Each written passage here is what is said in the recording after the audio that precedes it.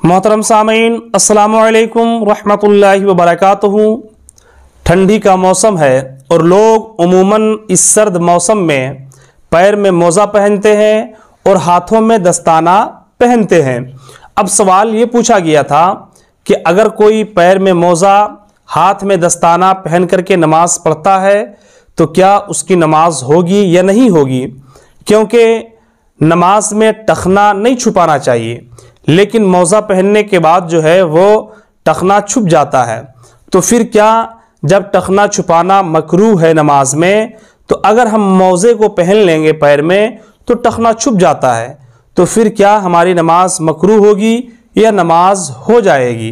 तो मोहतरम सामीन, आज हम आपके सामने इस मसले का खुलासा पेश करेंगे, लेकिन आपसे एक ज़रूरी गुजारिश है कि आपने अगर अभी तक हमारे इस चैनल को नहीं सब्सक्राइब किया है तो चैनल को ज़रूर सब्सक्राइब कर दें, ताकि इस तरह की दीनी मालूमात के हर एक अपडेट आप तमामी हज़रात के मोबाइल तक पहुंचता रहे।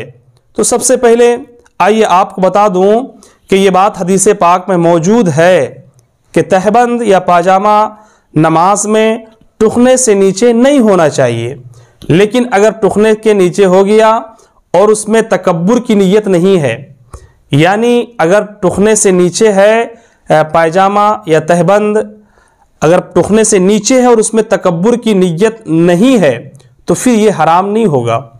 लेकिन अगर टुखने से नीचे है और नीयत तकब्बुर की है तो फिर ये हुक्म इसके ऊपर लगेगा कि ऐसा करना ये मकरूह हो, नमाज मकरूह हो जाएगी और ऐसा करना ये हराम है।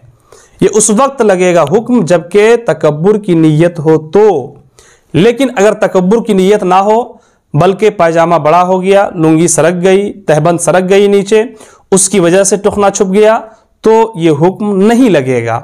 ये बात जब आप समझ चुके हैं तो आइए चलते हैं असले मसला की जानिब कि क्या अगर टुखना छुप जाए नमाज में मौज़े की वजह से या दस्ताना पहन ले नमाज में तो क्या नमाज होगी या नहीं होगी। तो मोहतरम सामीन, अगर हम ऊपर की जानिब से जैसे तहबंद या पैजामा ऊपर पहनते हैं, वो नीचे की जानिब जाता है और नीचे अगर छुपा दे तो फिर नमाज जो है वो नीयत के एतबार से अगर तकब्बुर की नीयत थी तो फिर नमाज मकरूह होगी, और अगर सरकने की वजह से या बड़ा होने की वजह से है तो नमाज हो जाएगी। तो अगर ऊपर से नीचे की जानिब आते हुए में टखना छुप जाए तो फिर इसका हुक्म अलग है। लेकिन अगर नीचे से ऊपर जाते हुए, जैसे कि मौज़ा पंजों से वो टखने की जानिब जाता है, तो नीचे से ऊपर जाते हुए अगर मौज़े के ज़रिए टखना छुप जाए तो कोई हरज की बात नहीं है, नमाज हो जाएगी, नमाज में कोई ख़राबी लाजिम नहीं आएगी। ऐसे ही अगर किसी ने अपने हाथ में इस सर्द मौसम में दस्ताने को पहन लिया, यानी हाथ का जो मौज़ा हुआ करता है उसे पहन लिया और उसे पहन करके नमाज अदा किया, तो फिर उसकी भी नमाज हो जाएगी। यानी दस्ताना पहन करके अगर कोई नमाज पढ़ता है तो नमाज हो जाएगी। अब दोनों मसलों का खुलासा एक साथ समाअत फरमा लें कि अगर किसी ने पैर में मौज़े पहन करके हाथ में दस्ताना पहन करके अगर कोई नमाज पढ़ता है तो उसकी नमाज हो जाएगी, नमाज में कोई ख़राबी लाजिम नहीं आएगी।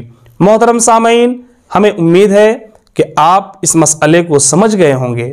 फिर भी अगर कहीं कोई डाउट हो, कोई शक हो तो आप हमें ज़रूर बताएं ताकि हम आपके शक को दूर कर सकें। अस्सलामु अलैकुम रहमतुल्लाहि व बरकातुहू।